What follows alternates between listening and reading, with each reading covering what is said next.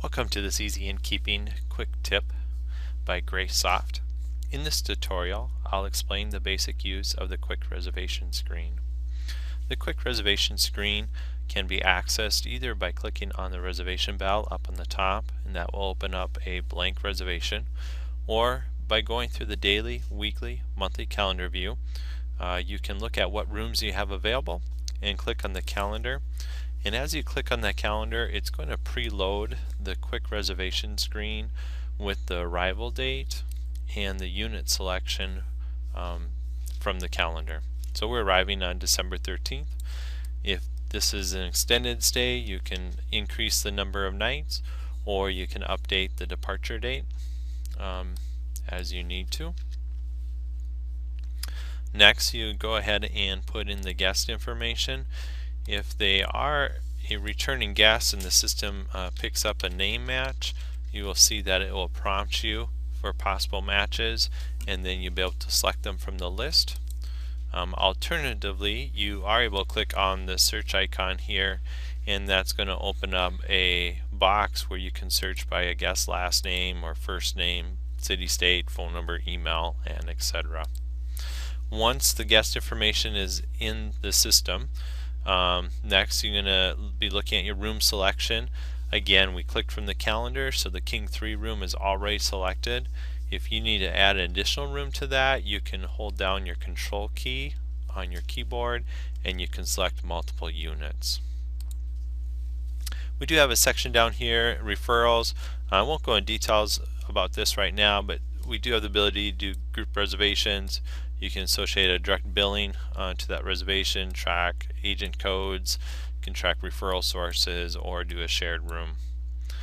Down in the bottom, by default, our system is going to validate that a payment is being entered when that reservation is being created. I'm going to go ahead and just record a card number with this. And then obviously you'll be putting in the expiration dates. And our system is PCI compliant, so all that data will be masked and stored appropriately.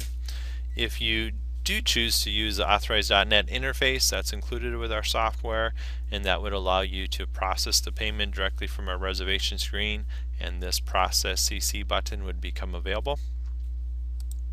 Now by default, the default rate is going to appear for that unit that you're selected.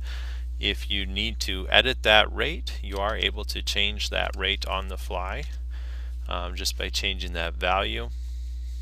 Otherwise, you could use a discount option. By default, you can do a percentage discount or a flat room discount, which would be a flat dollar amount. You can also create many other discounts in the system, maybe AAA, senior citizen, military, and then you'll be able to select them from this menu also. Down the bottom is a place where you can put in any notes. Typically this is called reservation notes. This is a demo, so somebody renamed it to Groupon code, but this typically would be reservation notes down here.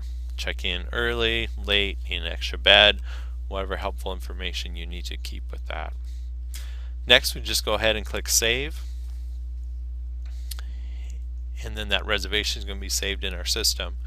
Now if you do have our auto email feature turned on, which is available in our advanced and premium version, the system would prompt you, do you want to send a confirmation email now or not?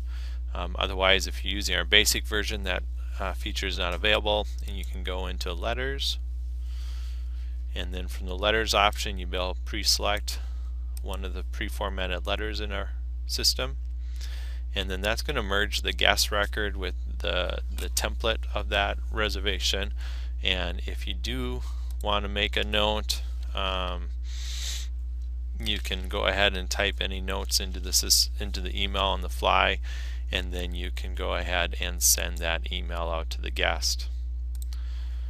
Now once that email is sent out to the guest, if they call up and say, hey, I never received that email, you are able to go down to View History, and in the View History section you're going to see any communications that you've sent to the client or to the guest. You're going to see which email address it was sent to. You're going to see the date and time that it was sent.